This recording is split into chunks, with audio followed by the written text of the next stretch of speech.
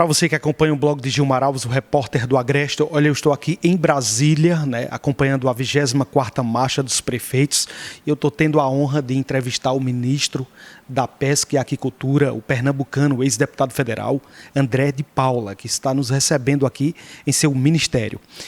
Ministro, para mim é uma honra vir a Brasília e conversar com um conterrâneo com tanta história política, de tão grande relevância não só para Pernambuco, mas para o Brasil. Bom, Gilmar, primeiro dizer da minha alegria por lhe receber aqui no gabinete do Ministério da Pesca. Você também tem uma história muito bonita aí na comunicação, quer seja no rádio, quer seja como jornalista, tem já uma trajetória alentada, apesar de ser muito jovem. E esse é um momento importante na minha vida pública, um convite que me honrou muito, ter chegado, né, partindo do presidente Lula.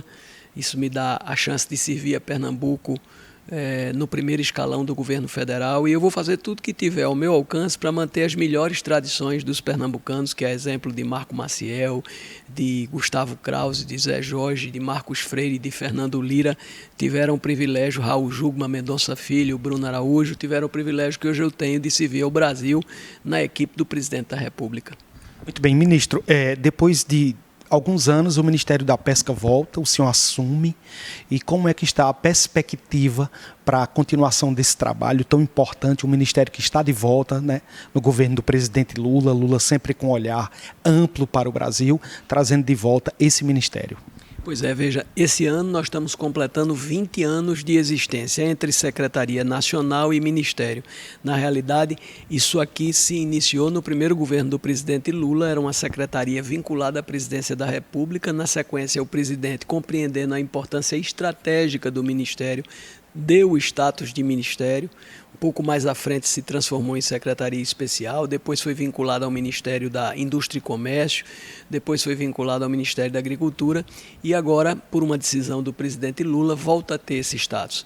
Eu, quando fui convidado pelo presidente, ouvi dele e me agradou muito ouvir a seguinte colocação. Ele me disse: André, eu não me conformo em ver um país como o nosso, que tem quase 8.000 quilômetros de costa, que tem as maiores reservas de água doce do planeta, sabendo que a pesca, que o peixe é a fonte de proteínas mais consumida no mundo inteiro, e ver que no Brasil, que faz do combate à fome a sua prioridade, que faz da segurança alimentar uma questão estratégica, nós não conseguimos emprestar essa atividade a importância que ela tem.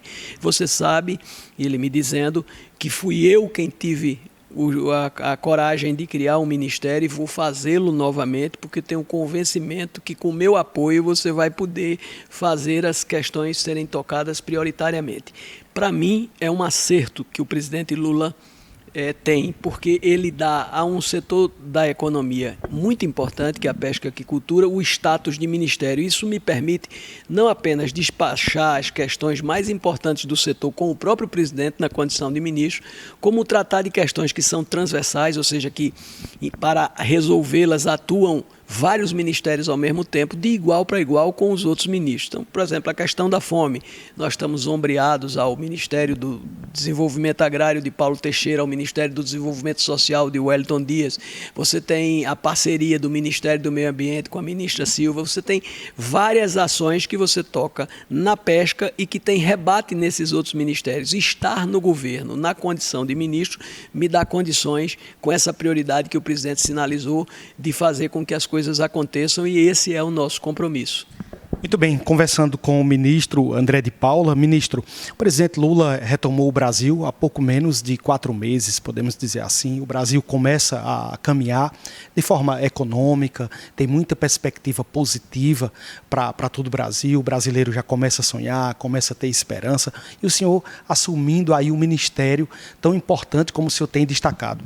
Como é que está esse diálogo do presidente com o ministro? Como é que o presidente, o senhor que é um homem próximo ao presidente, como é que ele vê esse início de 2023, perspectiva na economia, na agricultura, enfim, como é que ele tem essa visão macro sobre o Brasil? Uma das coisas que mais impressiona no presidente Lula é o vigor que ele tem. É um homem de 77 anos, mas ele tem uma vitalidade de fazer inveja a qualquer jovem. Ele está muito motivado, ele está muito otimista, ele é um político muito experiente. Aliás, eu acho que ele é, eu tenho certeza, ele é o político mais experiente do país. É uma pessoa que sentou 3 vezes na cadeira de presidente, que tem a construção de vida que ele tem, um homem muito experiente. Ele está muito convencido de que nós podemos construir um novo momento. Acho que nesses primeiros dias, estamos aí na aproximação dos primeiros 100 dias, o governo teve um foco que foi muito claro. Houve um desmanche das políticas sociais. Então, nesses primeiros dias, você viu de volta o Bolsa Família repaginado, com a inclusão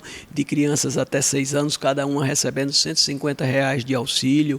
Você viu de volta o Mais Médicos, que é um programa da maior importância. Só quem mora na zona rural, só quem mora no interior, só quem mora nos lugares mais longínquos do país sabem a importância de estimular um médico para que ele more na comunidade, para que ele possa assistir as pessoas. O presidente Lula relançou o programa Mais Médicos. Minha Casa Minha Vida, entidades, eu inclusive estou fazendo uma gestão para que parte das casas que serão construídas neste ano, já no entidades, possa ter como beneficiários os pescadores artesanais, as comunidades ribeirinhas, os povos originais, que são a prioridade do governo do presidente Lula. Eu estou muito otimista.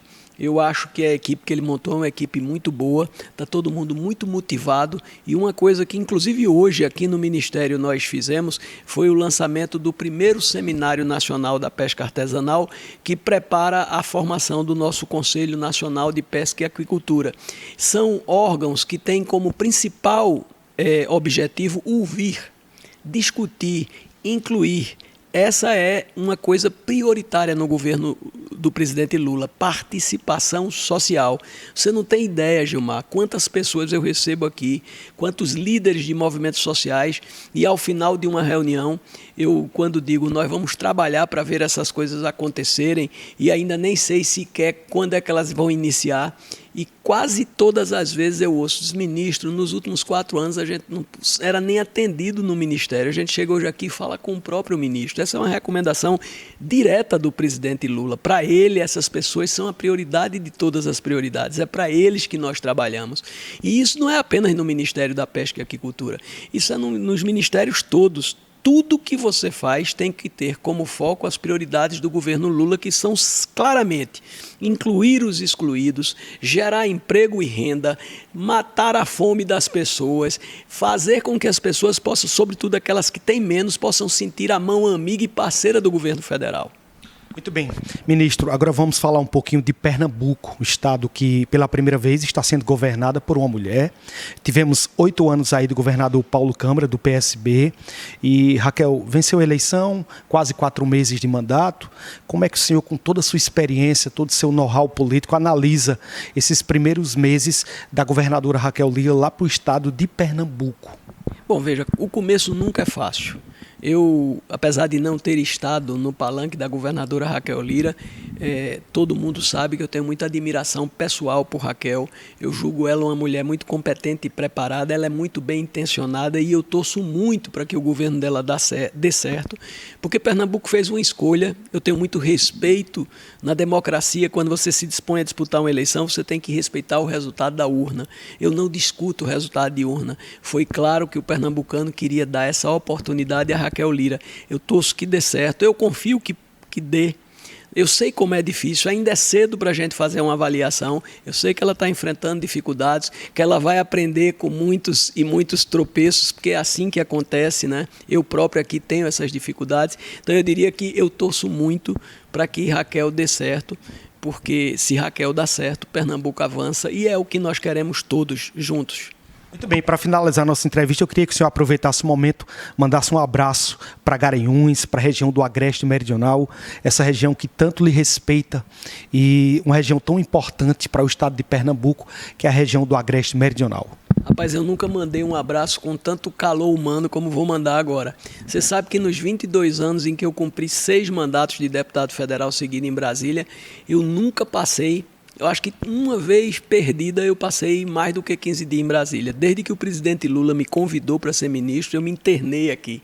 Nesse período de 20 de dezembro até agora, eu tive 3 vezes em Pernambuco. 2 dessas vezes eu fui no sábado, no começo da tarde, e voltei no domingo para o aniversário da esposa, para o batizado do neto. Então, a saudade que eu tenho do povo que me trouxe sempre para cá, a gratidão que eu tenho pelos pernambucanos que estão no Agreste. Eu passei recentemente pedindo a confiança e o voto para senador, eu tive quase 600 mil votos Tenho muito orgulho de ter merecido essa confiança. São 9 mandatos seguidos, começando pela Câmara de Vereadores do Recife, 2 vezes deputado estadual, 6 vezes deputado federal.